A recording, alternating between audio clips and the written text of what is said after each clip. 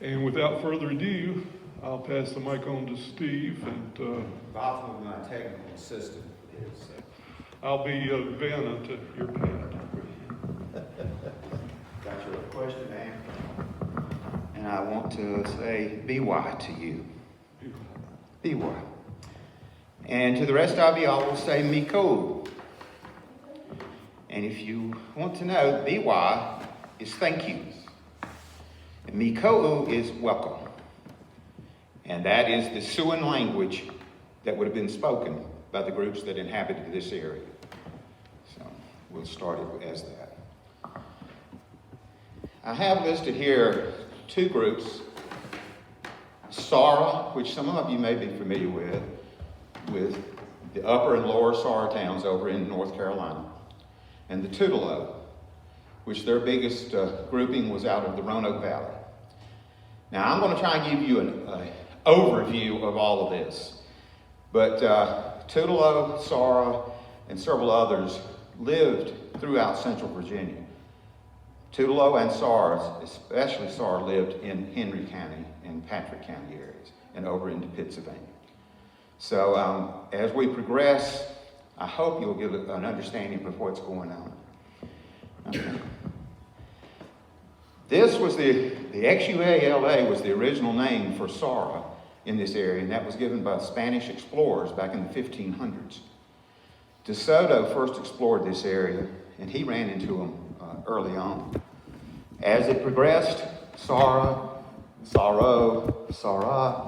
they eventually became the Saura, which are still in existence in North Carolina, down in eastern North Carolina. So they are there. The remnants of the group that lived here still exist there. Now, Tutelo, which basically these were cousins, and I'll show you why in just a second. Okay. And the Tutelo had other names for Tutelo. And as you'll see, this is only a few of them. But they called themselves Yesa, or Yesang, the people. That was their name for them. One more click. But there were 96 different names recorded for Tutelo villages that were discovered or explored throughout Virginia. There is more information about the Tutelo than there are the Saura in written records.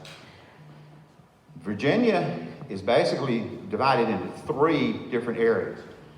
You will see that they're divided into what would have been here. This area would have been the Algonquin. It was divided by language, by the explorers, by the historians. It was always the language. All of these spoke Algonquin. The grouping here, the Meherrin from Meherrin County, Virginia, the Nottoway, and the Cherokee, they actually spoke Iroquois language. Now, the rest of the Virginia, down through the center part, was Siouan. All of them spoke a Siouan language. Now, it doesn't mean that one couldn't understand the other sometimes, but that was just how it was. The Tutelo, Niacin, which is really the precursor for the Monacan Indians out of Lynchburg area. The Occaneechi, you've got the Saponi, the Monahoacs, the Monotons up above Roanoke into West Virginia. So there were all kinds of groupings that were there. Okay. There's one more. But I looked at the archaeological information for Henry County. And here's what I have found. And this was just recently that I found this. Just continue to click. Now timelines, you'll look at timelines, and I know that the presentation next month is going to be even better. There were different time periods slotted for when archaeologists look. The Paleo-Indian, and look at the time period back 10,000 years. There are 5 possible sites been identified in Henry County that meet that condition so that. The Archaic, you're back to 8,000 to 12,000 BC. Go ahead. And that was divided into the early, the middle, and the late. So you're looking at another 12 sites. 28 sites for the middle Archaic.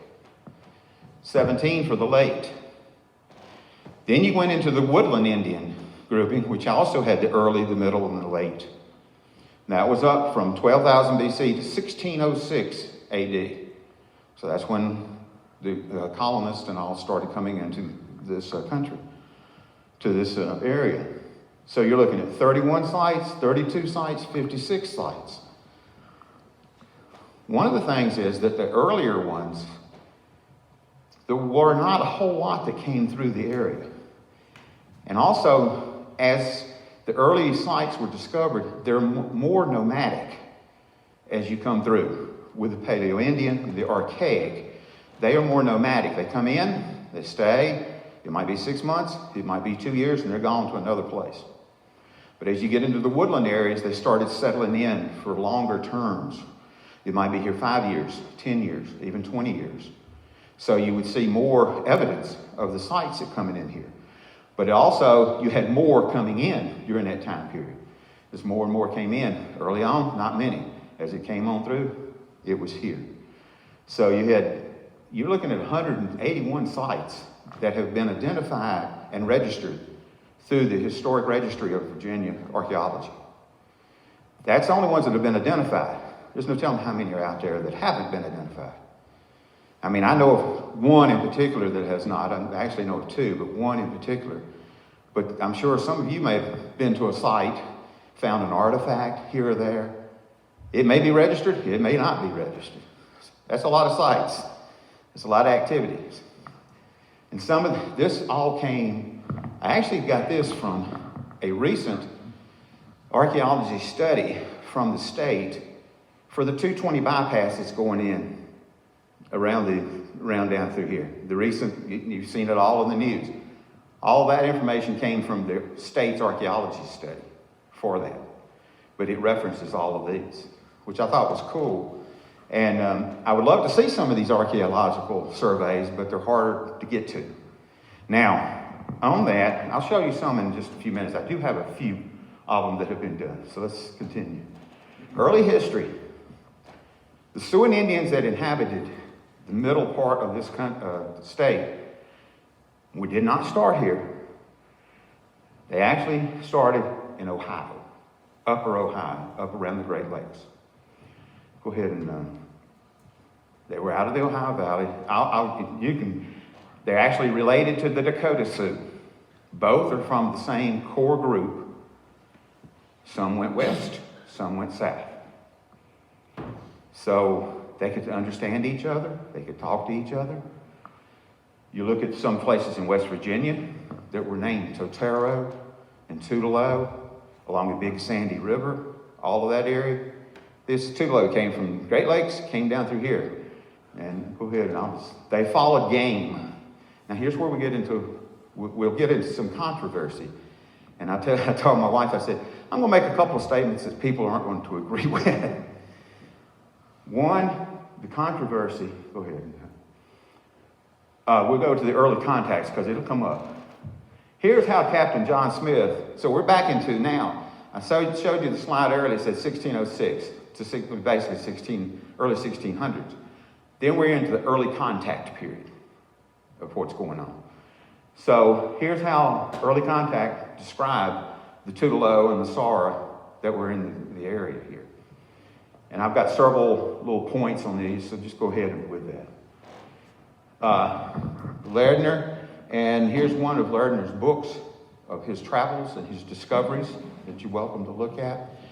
He mentions the Saponi and the Niacin up in central Virginia. They came down through here. Bax and Phelan were one of the big exploring groups that came through Roanoke. And above here, they did come a little far south, but they were mainly in Roanoke. That was with the Tutelo up there. We'll continue. Yeah, some believe that their village that they discovered was in Radford at the arsenal, but there's no real historical material to say that. Other early descriptions of the American Indians. People say, no, they're Native Americans. I said, no, they named, if you look, the National Museum in D.C. is the National American Indian Museum.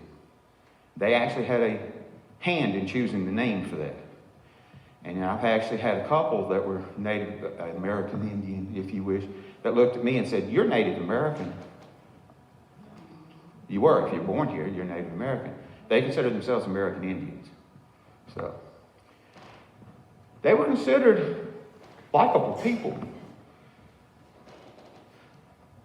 I don't want to take too long for this today. Now, that's a good description.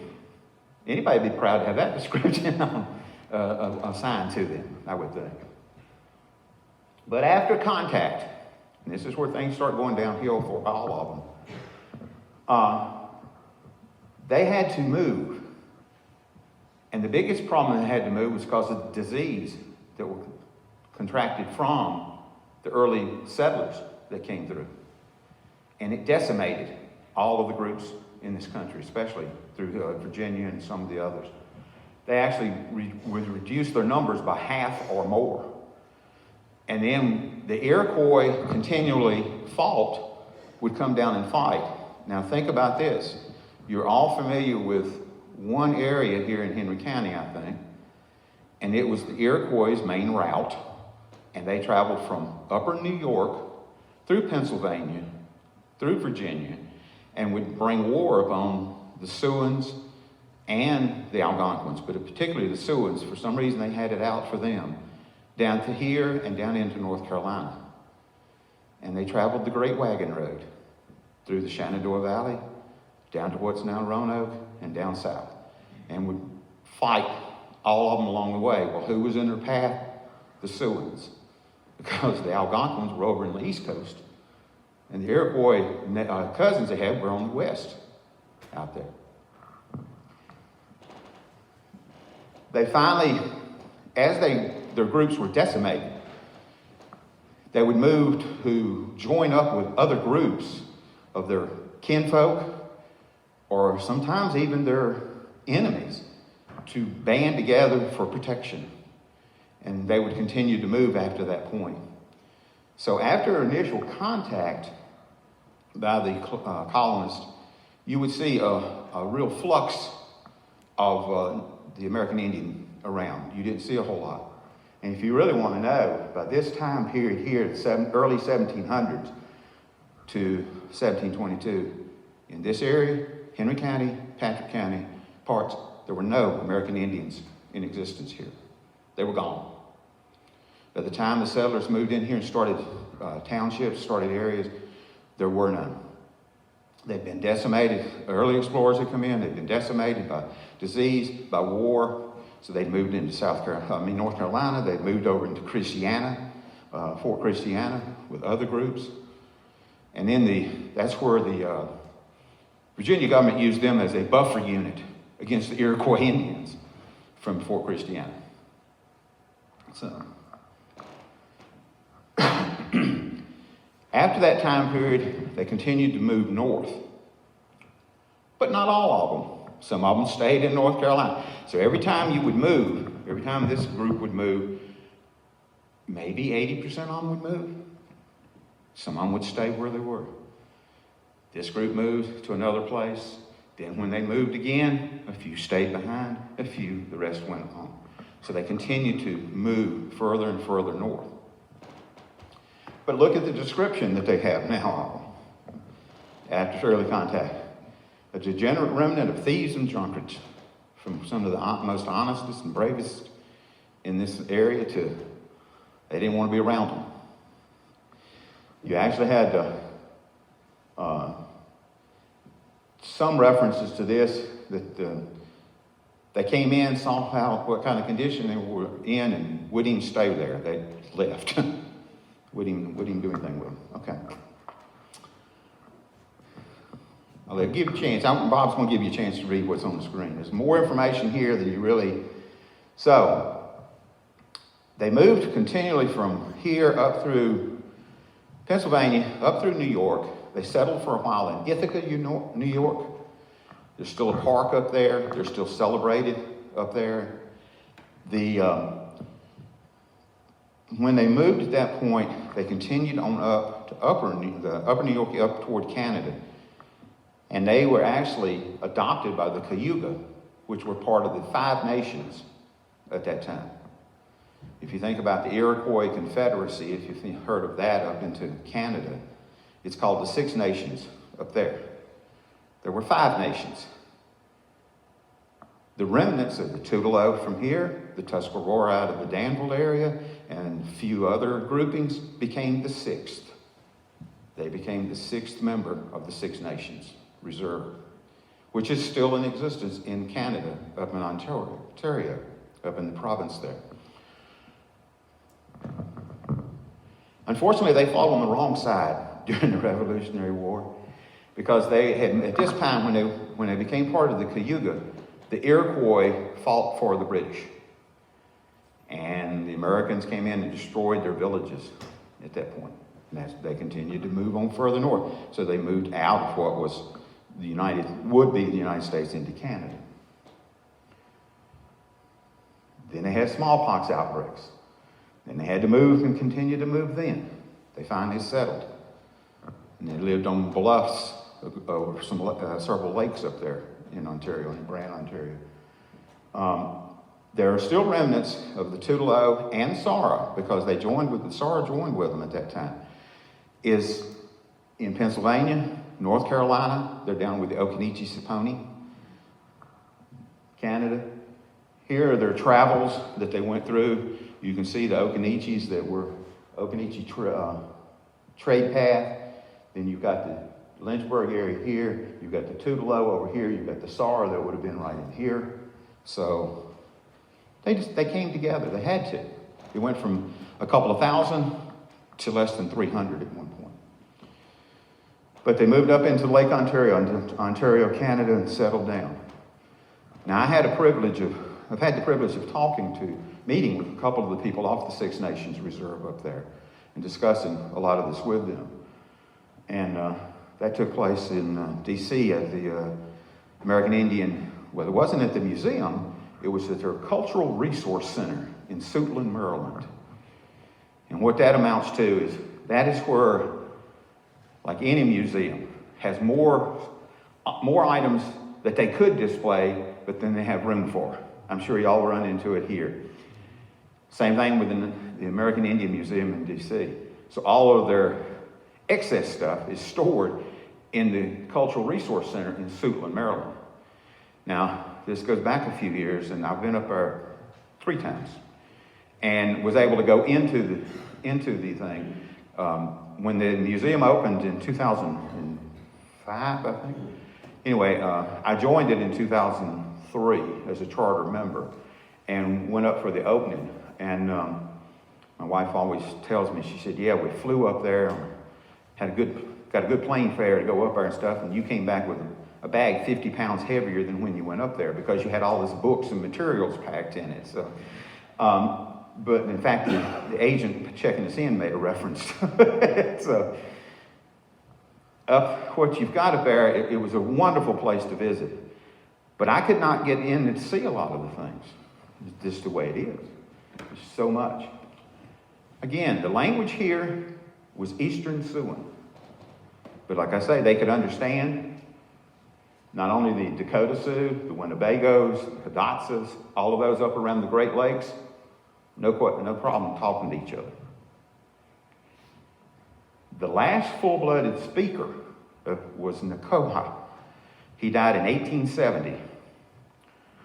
He supposedly was 100 years old at the time.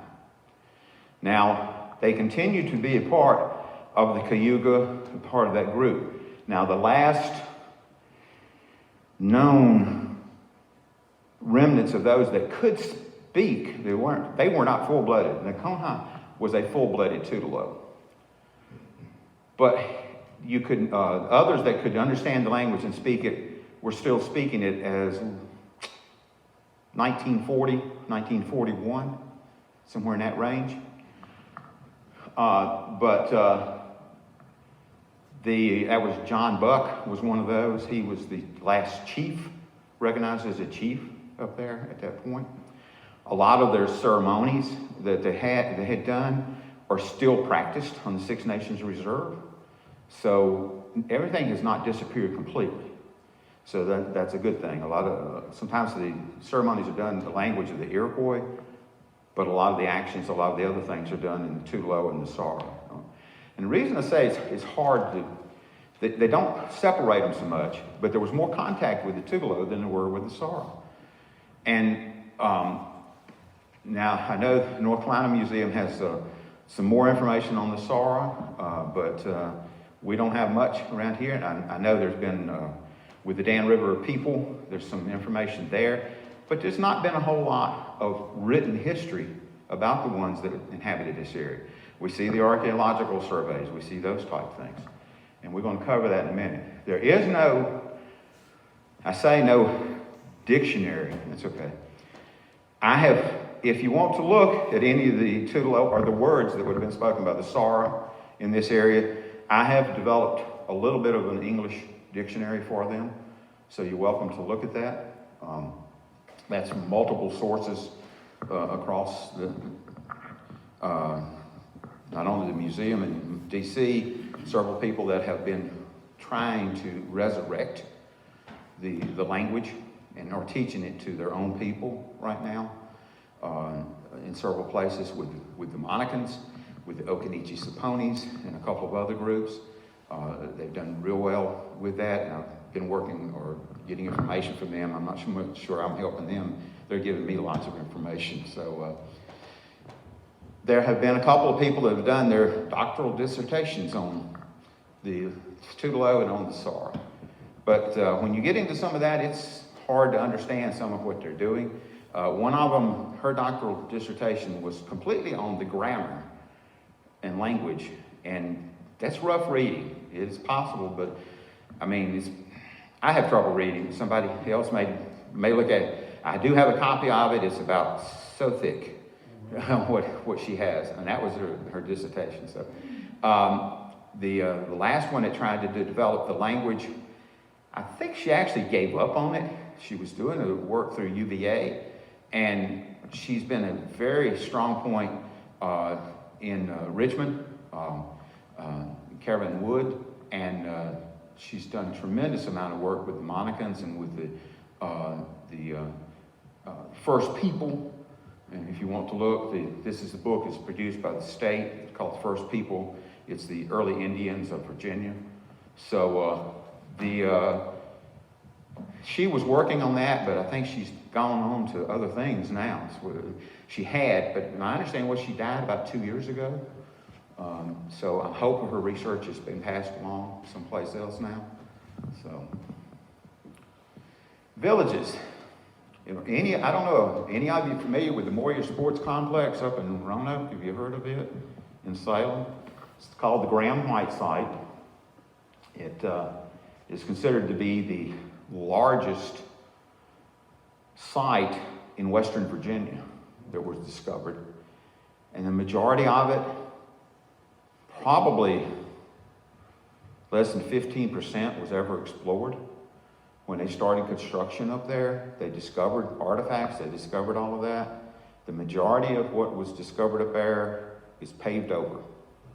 It was determined that there was too much for them to actually go in and actually do a true archaeological survey of the entire complex that was found. And they paved over it, and it's just left the way it is. And if you want to know, we actually have the same thing in Henry County. Sites have been discovered. They go in and do a small amount, maybe 10%, maybe not even that much. Discover what they can. They're given a certain amount of time to do it in, and then the rest of it's paved over. And many of you may go by one of the bigger ones that does that is like that, is if you go south of Martinsville, down toward Reeves Road, all of the area that sits down there where J.C. Wooldridge was, down to Reeves Road and stuff, underneath there, all of those parking lots is one of the largest Native American or American Indian villages in this area. It was a little bit done at that point, and then just paved over and left. As long as it wasn't disturbed, it was considered to be okay. In Patrick County, there are at least two places in Patrick County that are Tutelo. And I know we have at least one person from Patrick County. He may know where the creeks are near the border.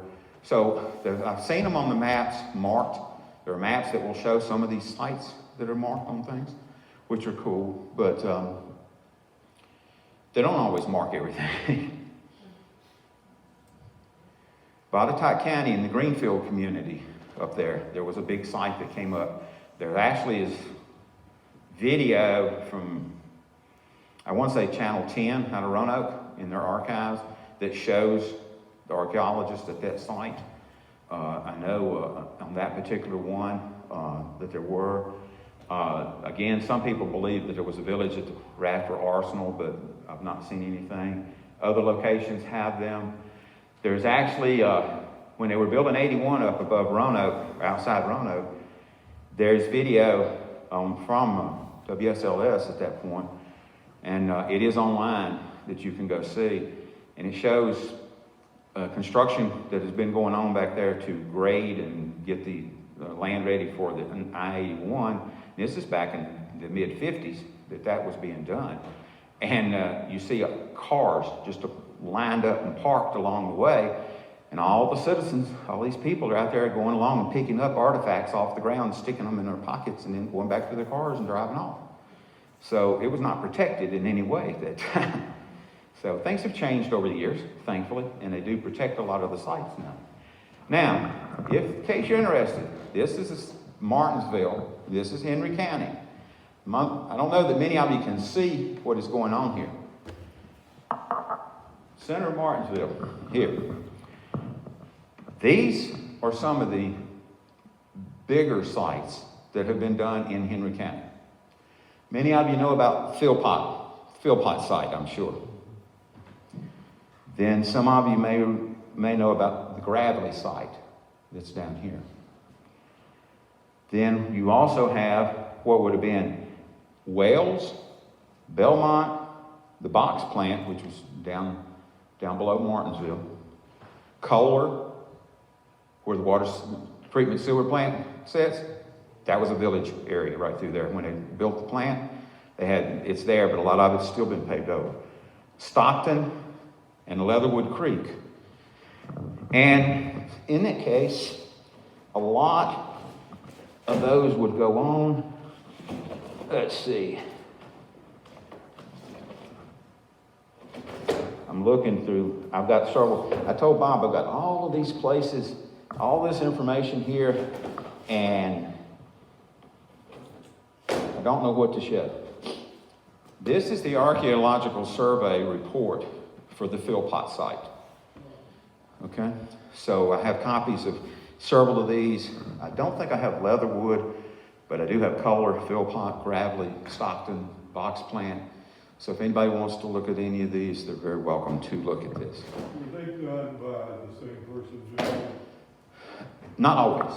They were done, and it tells what each one were done.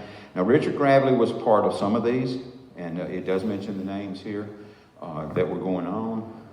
They will tell you the name of those. I think several of these that Richard Gravely was actually a part of that was doing that at the time. So that's the one thing about it that will tell you who was part of the survey team, the main survey team. And I suspect that the majority of these Gravely did have a hand in on going on. I've not been to all of these sites. I've been to several of them over time, but I've not been to all of them. And you don't know where you're going to find things. Now, I do know that in Stanleytown, when they put the Family Dollar store in right there, and all of that area, and they came in with dirt. Now, I do not know exactly where they got the dirt. They had to build it up right there. Well, the dirt they brought in was loaded with artifacts. So I know some people that did get to go, that went through some of that dirt. When they piled the dirt in and spread it out, they went in there and dug through it when nobody was around before they actually came and spread things and built parking lots and stuff that's on top of it. So a lot of artifacts, but I don't know where that dirt came from. Hey, Steve. Yeah. When I grew up as a kid in Collinsville, we found spearheads and arrowheads all over the place up there. Mm-hmm. Our neighborhood backed up to the woods that you go down to where Beaver Creek is now. Mhm, That part of Collinsville up on the top. Yeah. We even formed an Indian club up there. Right. We built teepees and all kinds of stuff. And then when I moved after the 3rd grade, the movers stole all my whole box of arrowheads that I had. Yes, it does happen, unfortunately, like that. There are sites, and again, something like that may be on one of the reference sites, one of the 181 in state archives. It's just not one of these, but it's one of the 181 that were done. We found hundreds. Yeah, it's easily to do that way. And they were probably woodland time period, either early, late, or middle woodland, because... It was a combination of flint and quartz. Right, but you were finding the small arrowheads and stuff. Yeah, and Okay. occasionally a spearhead. Occasionally a spearhead would, okay. One of the differences is that you would, most of the arrowheads that a lot of people will find, the little arrowheads, would have come from the woodland period, okay? But now it's sort of strange. As you went back in the older time, the archaic and into the Paleo-Indian, spear points became more prominent. So you found more spear points in those than you would what would have been the latest, the woodlands, is what it amounts to. So that would lead me to believe that it was late archaic or early woodland, early to mid woodland, maybe something on that order. It's not unusual to find them around there. Again, a lot of it may have been an encampment, it may have been a hunting group, but it may have been a group that was there for 10 years. There's just no knowing unless a true survey is done of that area. The reason I said I knew of one other area,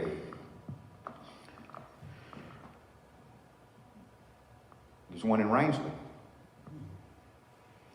And the reason I know that, I'll show you a couple of items that I have that came from that site.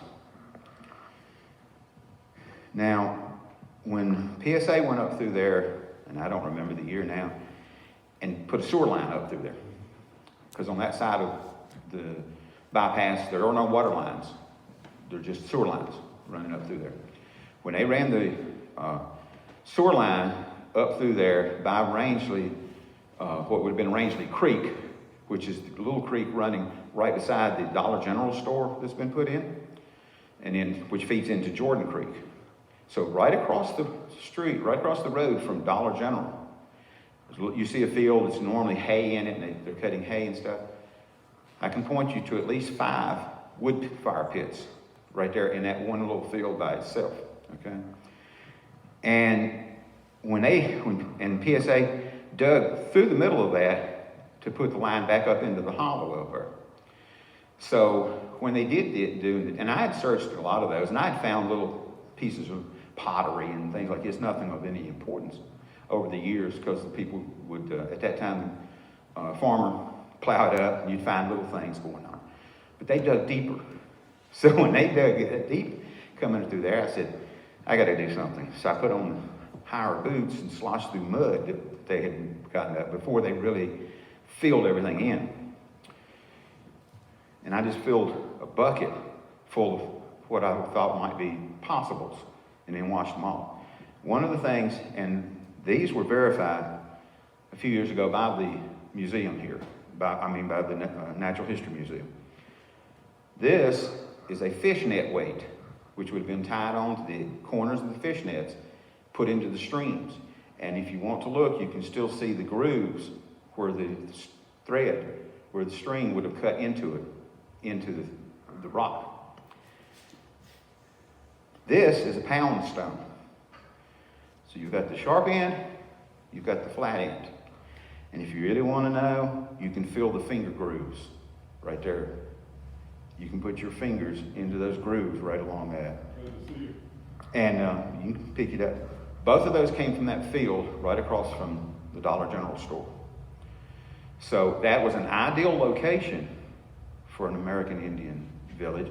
Remember, this would have been off of what was, at that time, would have been the Iroquois warpath coming down through, which was the Great Road. They were just off of this. You're looking at an area close by with water source and all of that. Now, this would have not been that old. And the reason I say that is, according to a lot of what I've read on the different time frames that are there, In actuality, what would be the closest time frames, the woodland, they would have built their villages closer to the water source down in the floodplains. Actually, as you went further back into the Archaic and further back, they were built up on the hills more away from the floodplains, which didn't make much sense, but it looks like they would have followed away, but no, that's not what would happen. When you went into the Paleo-Indian and the Archaic, they were actually further back up, and so they weren't as close to the things. But both of these came from that area right there. Now, I found some bigger pieces of pottery and some different things going on. So it's real cool. The other thing I found a long time ago back up through there, actually back in the 60s, long enough for me, is a little further upstream from that little branch that goes back in the hall. There's a spring. And at that spring, what I found is a 3/4 grooved axe head, which I was told was at about 3,500 years of age, is what I have been told. So here was 3,500 years ago, or 30 at least. These are more modern. So you're looking at multiple inhabitations along that one little stretch down through there. So that's what would happen a lot of times, where somebody had been one time, years later, somebody else is going to be. And they just built right on top of it. Right on top of it. So this is from a site that has not been explored. I tried to interest the museum here several years ago, a couple of times. They had no interest in exploring it. That was right after I had found the two newer items, but they still didn't want to explore it. They said they didn't have the money or the time or the materials, but...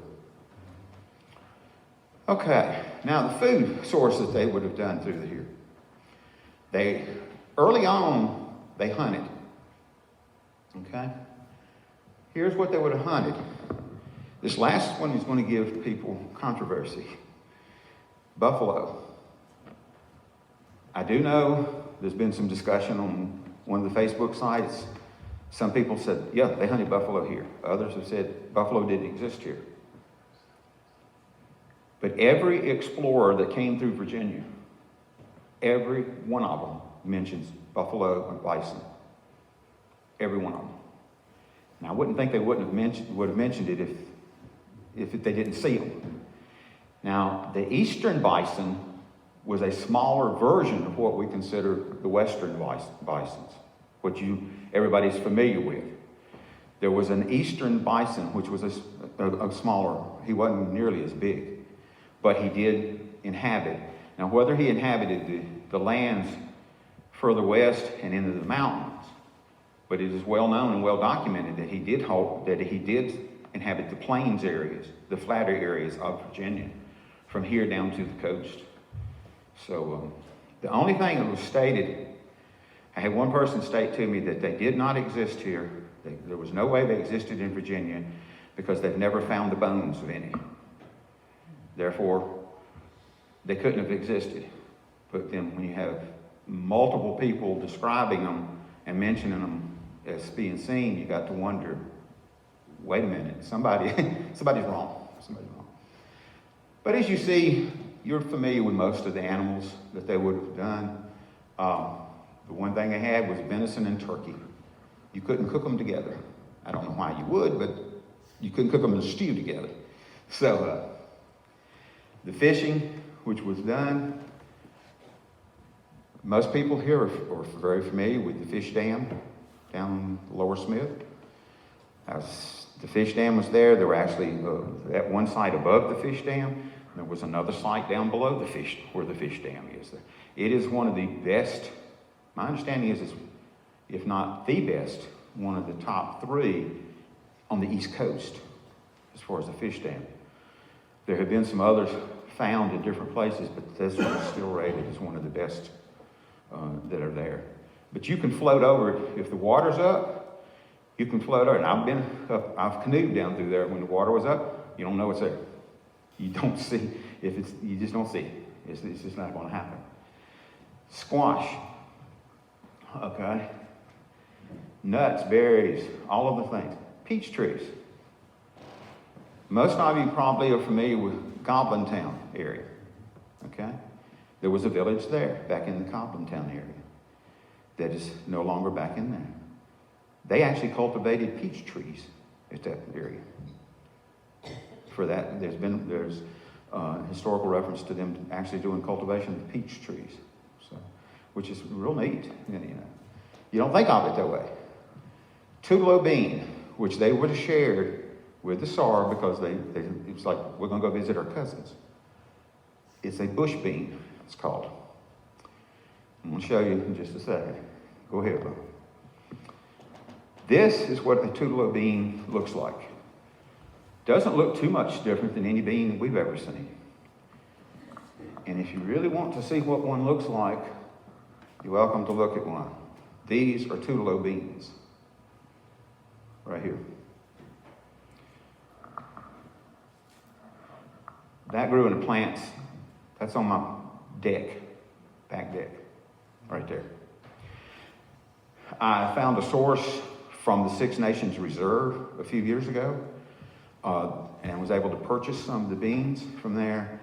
At that time, I did this presentation to the Roanoke chapter of the Archaeological Society of Virginia a few years ago, and I gave the gentleman there 2 packs. He said the next year, and he's grown some ever since, 2 packs then, and he had 50 plants the next spring. So he's doing those. I've actually presented back to the Monicans 3 packs of these beans, so, and to the Okinichi-Saponi and all. These were beans that were grown in this area and were carried by the people as they moved from this area to other places, planted as they went. But these continued on up and survived at the Six Nations Reserve in Canada and have come back to the area now. So, Tutelo strawberry corn. I'll show, next one will show you a picture. It looks real pretty. It's a sweet corn. It's sort of like a dessert corn, as they call it. I have not been able to get a hold of any of these yet. I'm still trying. It is very, very hard to find anybody that has any that they're willing to let go. But I do have a couple possible contacts that I'm going to get in touch with over the wintertime and see if I can't get a hold of some. I'd love to try and grow some along with the beans that are there. So, their dress. Everybody has their own idea of how an American Indian dressed. Around here, even in the ceremonies, you probably would not have seen them in the long white feathered. The chief would not have those. Mainly because those were equal feathers. They didn't have any equals around here. They had turkeys, and that's what their headdresses would have been. If they had ceremonial dresses, it would have been turkey feathers more than anything else. Although I have just been told as of last weekend that they have seen some of the Monicans wearing some of the fancier headdresses. I don't know, I haven't had a chance to talk to the Monicans yet about this. Deer hide aprons, plentiful game, that's how they would have dressed. Deer hide skirts for the ladies. That's just it, skirts, they rarely wore anything on top. They did have the fringe around it at the bottom a lot of times, which helped actually brush away insects and things like that. Moccasins, they wore them in the wintertime, but during the summer and stuff, no. And you got to protect yourself from the insects. Or during the winter to help keep your heat in, so you smear yourself with bear grease. Okay? Men would sometimes wear and I've seen drawings that supposedly somebody has made of Tutelo, but who knows. But one side, can anybody think why you would have your hair shaved on one side? No? The ones I've seen, the references I've seen, would have been mostly, the right side would have been shaved. The left side would have had the hair. And the hair was worn long for the men, real long. But it would get in your way when you're shooting a bow. So if you shave this side and you're shooting right-handed, the hair doesn't get into the bow. So, okay. We have no pictures from back then. We have no real good drawings from back then. So it's hard to say. Now, this is a place, I don't know if it'll work or not. If you're interested, this is the Tutelo Saura language, Siouan language. You can try and... It's not going to sound it. Okay, it was working last night. It's one of those things that works here where it doesn't work there. See if you can double it. You may not be able to. I'm not hearing anything. Is the volume turned on that one? I don't know. We're playing it on a different computer than what I did last night, so things could be different. You know, the way one computer does with a sound file is different from what another one does, unfortunately. But that was a prayer, and if you really want to look at the language, you can learn to speak this. It takes a while. It's a foreign language, basically.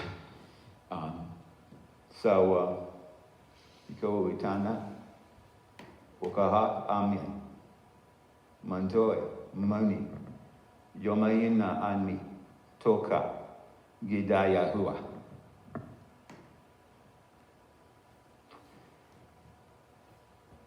So some of this you pick it up, and you know, but it's not an important thing. This is just go to the next screen, and what I just said would have meant, great chief of all the land and the sky, you made Mother Earth from where everything comes. They're neighbors. The Cherokee went to the southwest. As I showed you on the map earlier, out in the southwestern corner of Virginia with the Cherokee. There are no historical references that I've been able to find that the Cherokee inhabited this area at all. Now, that doesn't mean that a family didn't move in at some point. It doesn't mean that at some point a hunting party could have come through. But as a group to settle in this area, there is nothing that I found that documents that. Shawnee, the Monoton, which would have been their cousins north of Roanoke, the Saponi. Now that's okay. Now their houses. They did not use teepees here. I know the museum at one time had a nice exhibit. It showed one of the parts of one of the houses that was done. It was covered. They would cover it in elm bark or reeds. You take the poles and bend them. Explore Park made a representation of one. There was one at the Monacan Village that was done at Natural Bridge. There was one down at Occoneechee State Park that was done. There have been several that have been done as representations in different areas. It would have had the reeds or the elm bark. Inside there would have been a covering. During the wintertime, you would cover it with hides. During the summer, you take the hides off, and you could take this piece of bark on one side or the other side off to allow air circulation, like a window. Or you could remove some of the reeds in places so you could have air circulation going on. But during the wintertime, you wanted the hides to come down the inside, which happens in a teepee also, so that you have an air gap between the outer and the inner, and the airflow would go through that air gap, and it would come in underneath and flow up around through there.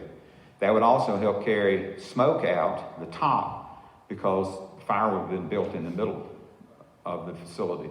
So that would help with that. But during the summer, it can get awful hot in one of those. So you wanted some way to open it up in the middle to that. Their homes would have been called AT. And I stress that because I'll tell you why. They were been built in with a palisade around them for protection. Many times the palisade was large enough. And these homes were about 20 foot across. Most of the homes could be up to 20 foot across.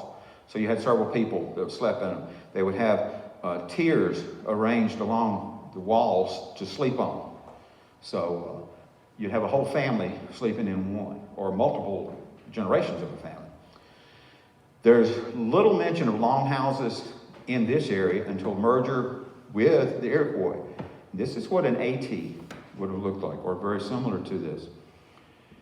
And the reason I say AT, I got corrected on this a few years ago by one of the Monicans. I said, this is an IT. And they raised their hands and I said, no, that's an AT. An IT is father. Spelled the same way, ATI. You pronounce it AT, it's home. You pronounce it IT, it's father. Same word, same spelling. Sounds like some of the things we have in English. But little mention of any of the longhouses or anything like that. Now, there is some mention among some of the Manahoacs up above Lynchburg on up north in there of a possibility. Now, the Algonquins down in the east, they had longhouses. And the Iroquois themselves had the longhouses, but the Siouans did not normally build longhouses down through here. These are representations, as you can see, with reeds and with bark on what their homes would have looked like.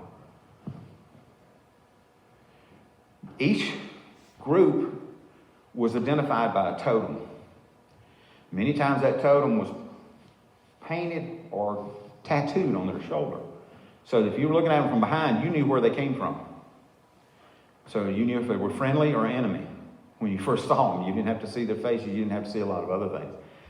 All of the Eastern Sioux had 3 arrows as their tattoo, as their totem. And that was different directions. It may be 3 going straight up, 3 going this way, 3 on a diagonal. There's reference to one that this one points up, that one points down, and this one goes across. It looks like a goalpost. You know, and that's how you would identify each group. So that's what the Tutelo, the Saura, I have never seen the reference on what their 3 arrows look like, but it was 3 arrows. I do know that. Their culture was the southeastern woodlands for the most part that we know about. Followed the mother's line, not the father's line. For the majority of the time, the chief, if you were chief, your son didn't automatically become chief. If you had a sister and she had a boy, he became chief, which could set up for a lot of conflict among some of them that would think, no, I need to be chief, you know. But that's the way it would have been handled most of the time. There were clans involved in many references: the bear, the snipe, turtle, the wolf, and you could not marry within your own clan. If you did, they thought of it as committing incest. You had to marry outside of your clan. So that was until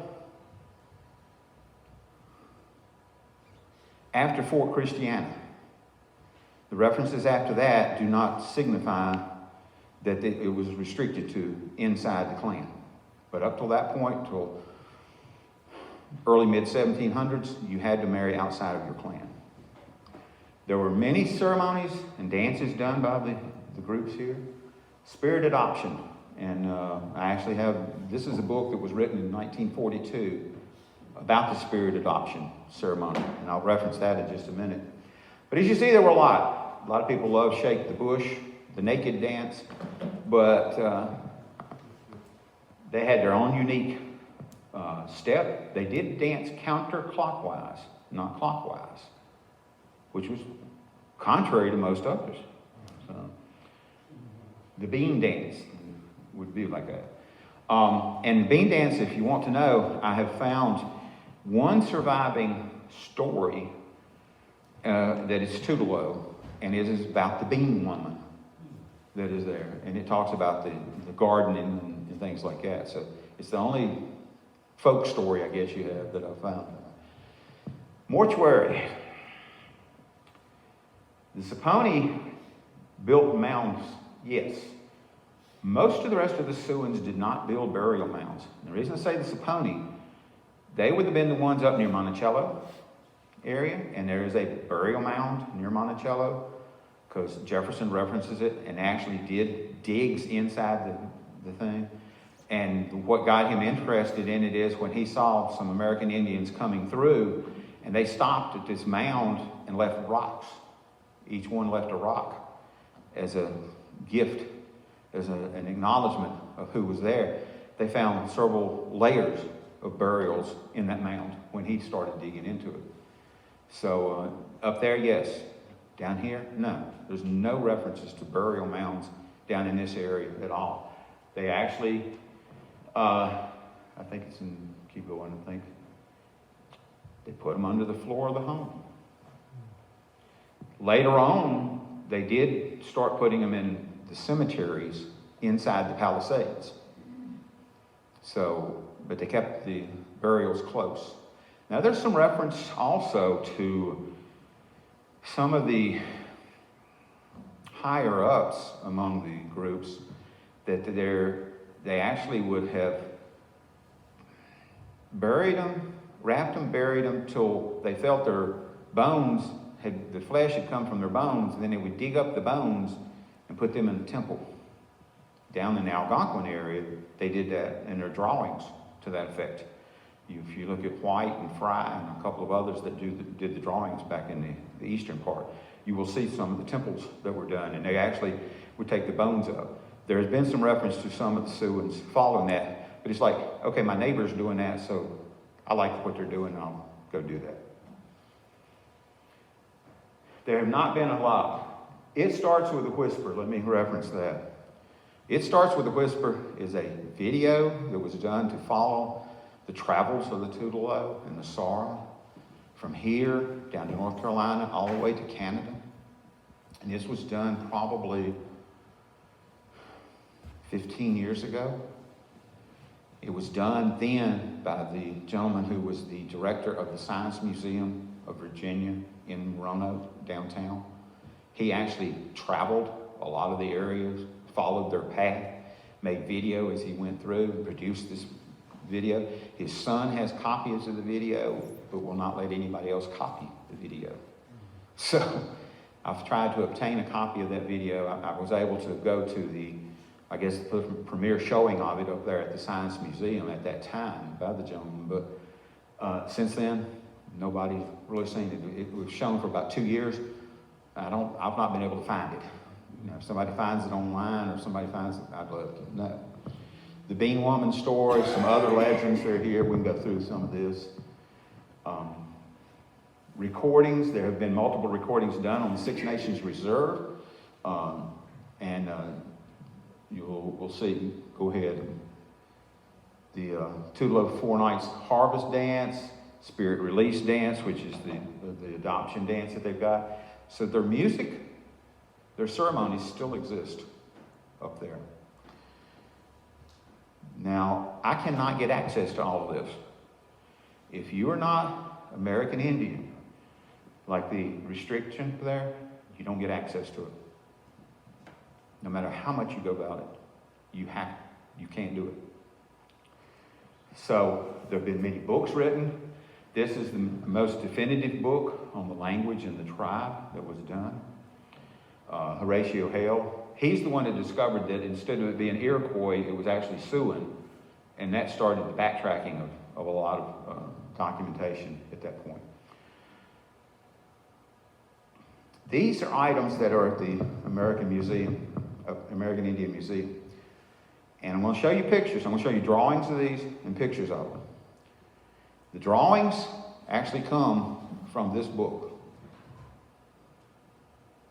Okay?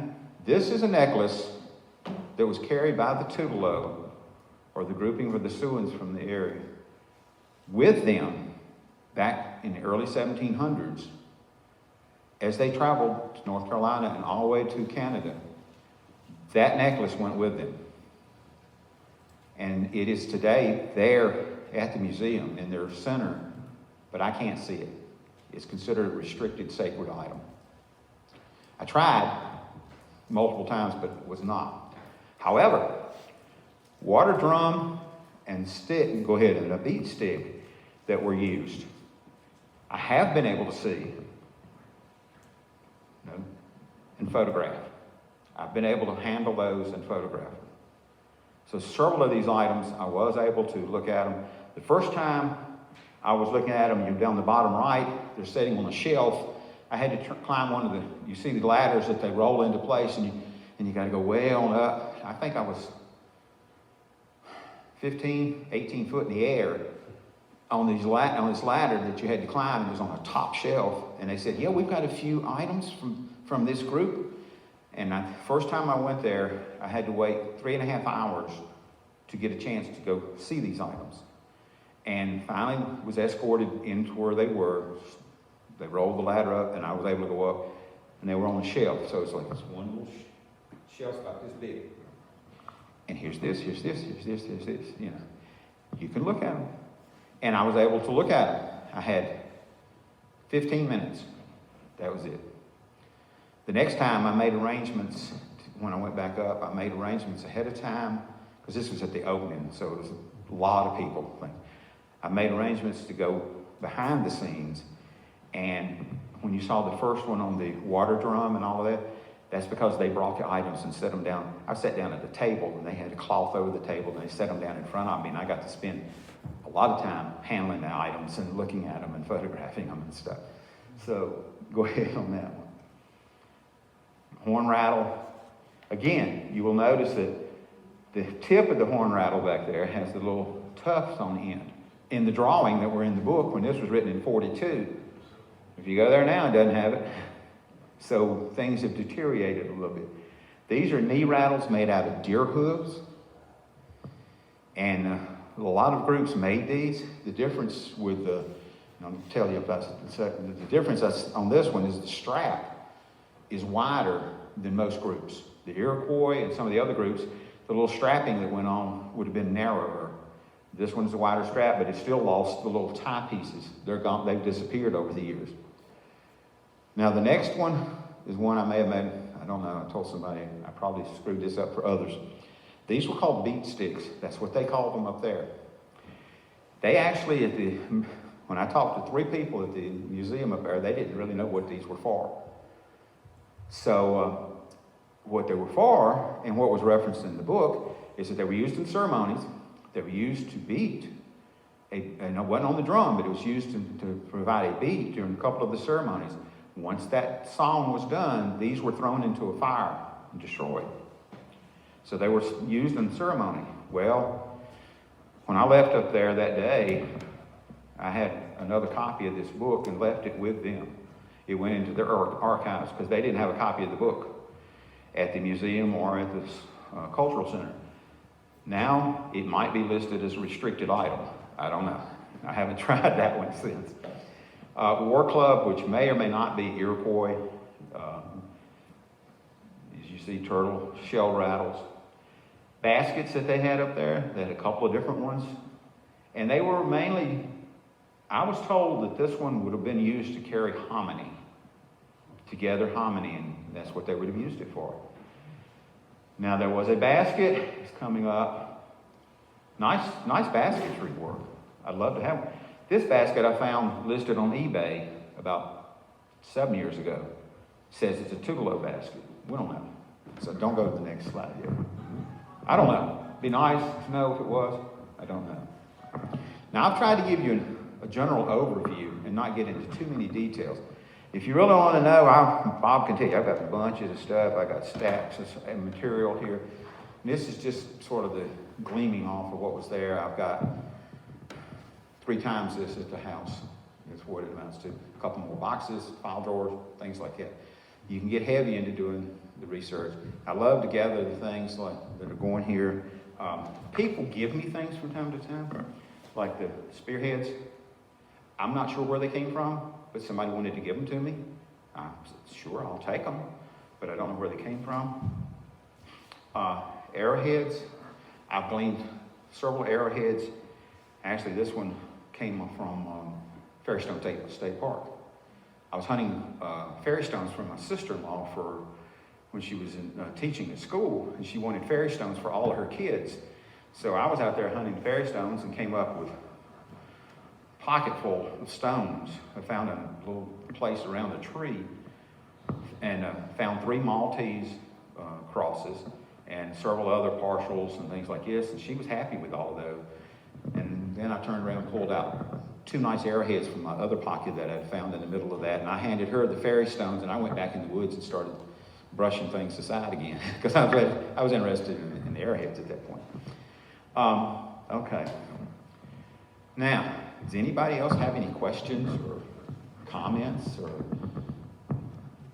I heard that up at the Blue Ridge Airport, we found some artifacts. A lot of them got paved over. Yeah, a lot of times that they would see that the actual, they didn't have time, is what it amounts to. They would not allow time when they were building places. Because when they start building a place and they dig and they find these artifacts, they decide, well, this is going to stop us from being able to complete our project. And they don't want to do that. But as long, it's been determined over the years, as long as they pave over them and don't touch them, then they're okay. They do a preliminary survey and just continue from that point. So there's a lot that are just paved over around here, and I'm sure in other places too. Now, when they were digging for 81 up at the up in Bland, if you go up there, there's a Indian village, Wolf Creek Indian Village up there. You can see the pictures of it. It's a Cherokee village, basically, Iroquois type village. But the village is not where they found the artifacts. When they were digging 81, they found all these artifacts, and they wanted to continue to build 81, so they dumped all of the topsoil, and they dug down deep and dumped all this in dump trucks and took it over to where the village is made. So it's not even located where they found the artifacts. So they just took them over to the side, dumped them over there. Y'all fill with them over there and get out of our way so we can go ahead and build our interstate. And that's what they do a lot of times.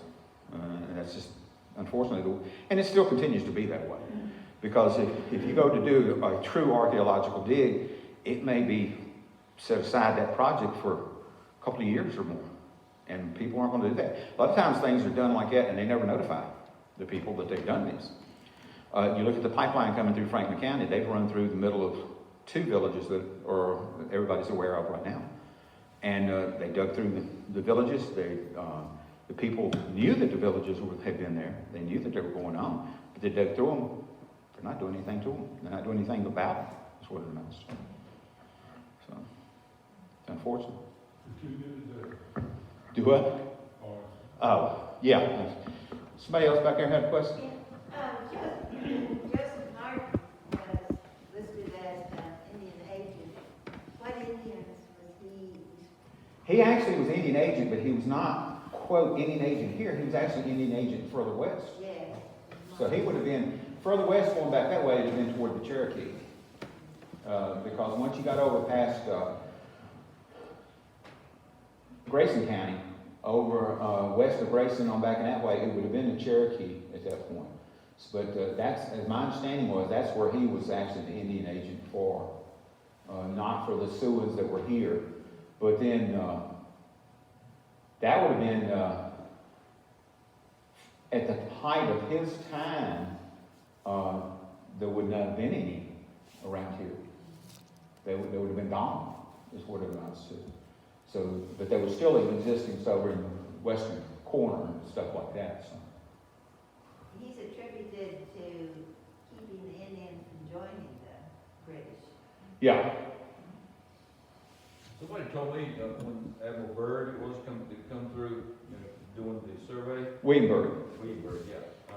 That he noted that there was evidence of Indians, but no Indians. That's because when Byrd put his line, the dividing line between North Carolina and Virginia, he does make reference that he found remnants of villages, but he did not find any individuals. And they by the time he came in 1728, I think, there were none in this area. They'd all disappeared. They'd moved on to other places and joined up with other groups, smaller groups, to band together. Like I say, at the time that the Tutelo actually got up into northern New York and into Canada, you're only looking at 750 people at the total at that point. So, yeah, he did not run across any in this area at all. No. So, you know, that's the reason I say, and early 1700s was it, and the Siouans were the ones that inhabited this area. Different groups, but they were still all Siouan, all spoke the language. Anybody else have a question or comment? One thing, Bob's got it on here for Virginia today. We've had a lot of changes with the Native Americans or the American Indians. I keep wanting to reference it, but recognition in the groupings here. You go back to the Pamunkeys and the Mattaponi, their reservations are 400 plus years old. Ever since the colonists came in, they were put on reservations down there, and they recognized them at that point. But other groupings that have been able to prove that they existed, we've only had fairly recent federal recognition as far as groups in Virginia, and a lot of those sued the government to get recognition. Some of them did not join the suits on that, and everyone that did join the suit to get federal recognition had to sign the suit saying, we won't build a casino. Okay? That's probably why some of them did not sign the lawsuit, because they want to build a casino, but that was one of the stipulations on the lawsuit, that they would not build a casino if they got federal recognition. Isn't the Pamunkey and the Mattaponi the ones that also take a couple of turkeys to the Yes, governor? those are the ones that you see referenced, and at that point that have been doing it for 400 years, basically, taking them to the governor. And now, as you can see, these are the recognized groups in Virginia today that the state recognizes. The ones with the little asterisks: Pamunkey, Chickahominy, Eastern Chickahominy, Rappahannock, Upper Mattaponi, Nansemond, and the Monacans. And the Monacans are the closest ones you have here, which are outside of Lynchburg. They inhabit Amherst County and a place called Bear Island. Okay. Those are federally recognized.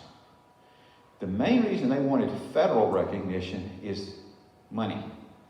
With federal recognition, they get access to a lot of money for healthcare, for education, for all kinds of things. That's why they wanted it. Some of these others have been fighting for the same thing, but again, they did not want to sign the lawsuit for whatever reason. The Nottoway and the Patawomex. Patawomex. Does that reference a name maybe you can think of? Patawomex. How about Potomac? Yeah. That's where the Potomac comes from. It's right there. Okay? If I'm not mistaken, that's the grouping that Wayne Newton's part of. Okay? He is part of, and fought for their recognition through the state. They were the last ones recognized by the state, but they've not gotten federal recognition, is what it amounts to. So I think it's 11 groups that we have recognized in the state right now, but things change over the years. I hope I've given you some more information about this. I'm looking forward to next month to go back and see about some of the places along the Smith or the Irvine River, as it was called at that time, and go from there. Anybody's welcome to look at anything I have, and I'll be happy to answer any other questions anybody's got. Thank you. Thank you, Steve. It's amazing wealth of knowledge and research that you've done. Does it help to have your boyhood home up against the Indian site? Well, it doesn't hurt, you know. That's the reason I say back in the mid-'60s is when I found the axe head, and that I had some interest in that before that, and that just sort of brought it on forward, is what it amounts to. Okay, great, this is this, you know. I didn't bring a couple of pieces of pottery. One is from the Philpott site, and actually, I work with the Scouts, and we were up there.